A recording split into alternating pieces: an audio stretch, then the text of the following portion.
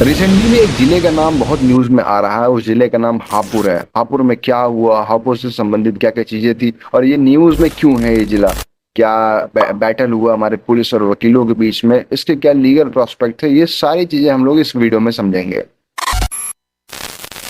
सबसे पहले हम लोगों को ये समझना जरूरी है कि हापुड़ कहाँ स्थित है। हापुड़ हमारा मेरठ और ईस्ट दिल्ली के बीच में सिचुएटेड है। हुआ इंसिडेंट ये कि हापुड़ जिले में ट्यूसडे को बहुत सारे हापुड़ जिले के जो डिस्ट्रिक्ट एडवोकेट्स थे वो एक प्रोटेस्ट पे, एक पीसफुल प्रोटेस्ट पे बैठे हुए थे। उनके धरना देने का पर्पस ये था कि उनके बीच का ही एक लॉयर था जिनका नाम त्यागी था। उनके खिलाफ एक फॉल्स एफआईआर लॉन्च किया गया था पुलिस के द्वारा। तो सारे एडवोकेट्स, सारे लेडी एडवोकेट्स, एजेड एडवोकेट्स, उसके बाद यंग एडवोकेट्स प्रोटेस्ट पे बैठे हुए थे। उनका यही मांगना और यही पूछना था पुलिस कर्मचारियों से कि क्यों बेमतलब का बेबुनियादी एफआईआर लॉन्च किया जा रहा है जिसका कोई बेस नहीं है। तो इस मौके पे बहुत सारी पुलिस फोर्स भी आ गई क्योंकि बहुत सारे एडवोकेट्स का जमावड़ा था। सब पीसफुली प्रोटेस्ट कर रहे थे। उसी बीच में एक लाठीचार्ज हुई। अब उस लाठीचार्ज का रीजन क्या था अभी भी सो फार कोई रिकॉर्ड नहीं आया हुआ है। उस बीच में लाठीचार्ज हुआ जिसमें डजन्स लॉयर्स घायल हुए हैं, लेडीज घायल हुई हैं, एजेड एडवोकेट्स घायल हुए हैं, एजेड लेडी एडवोकेट घायल हुई हैं।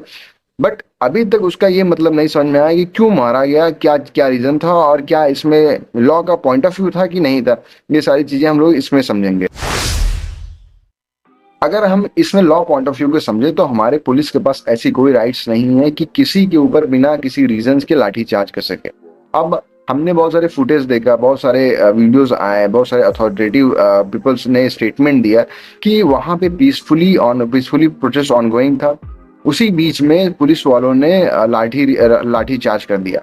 अब एक प्रथा चलती हुई आई हुई है कि एडवोकेट्स हमेशा आर्बिट्री एक्शन के खिलाफ बोलते हैं और उसमें हेल्प करने, उसमें जो प्राइमरी हेल्प होगा वो ब्यूरोक्रेट्स का होगा, पुलिस ऑफिसर्स का होगा।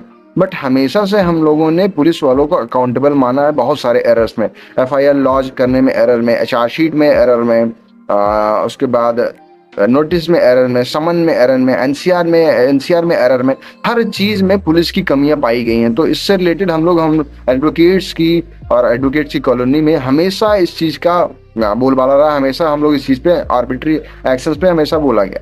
बट उस क्या ये एक रीजन बन सकता है कि इस वजह से सारे एडवोकेट्स लाठी खाए हुए हैं?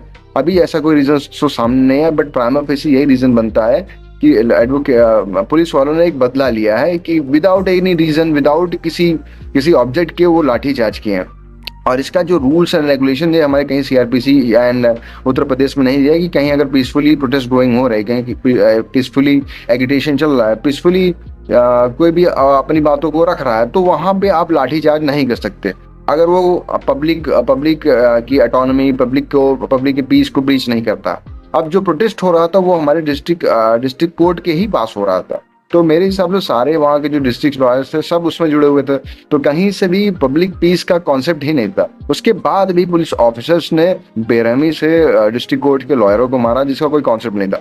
हमारे सीआरपीसी में इसका भी कोई प्रोविजन नहीं है, हमारे इंडियन कोड में भी कोई इसका प्रोविजन नहीं है। हाउएवर हमारे पास ये संवैधानिक अधिकार है कि हम किसी भी प्रिजुडाइज के खिलाफ, किसी भी आर्बिट्री एक्शन के खिलाफ कोर्ट ऑफ लॉ में, पब्लिक एट लार्ज में, ब्यूरोक्रेट्स के सामने हम बोल सकते हैं, जो हमारे एडवोकेट्स ने किया।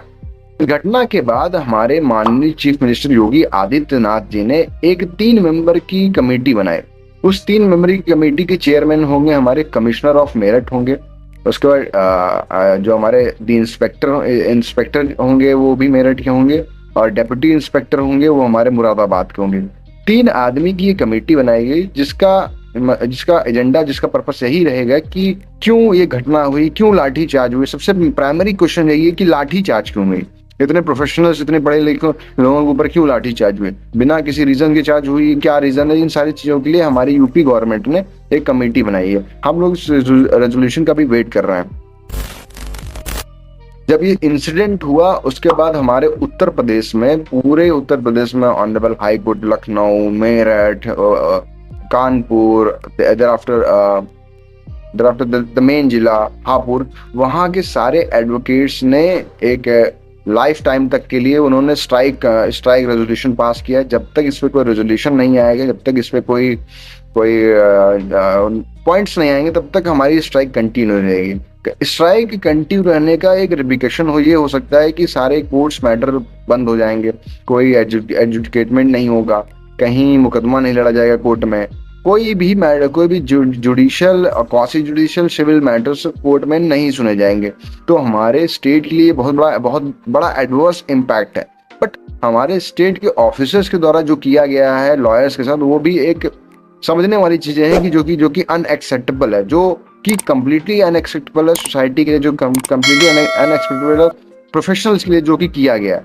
So stay tune for the more updates, kindly subscribe the channel and hit the like button.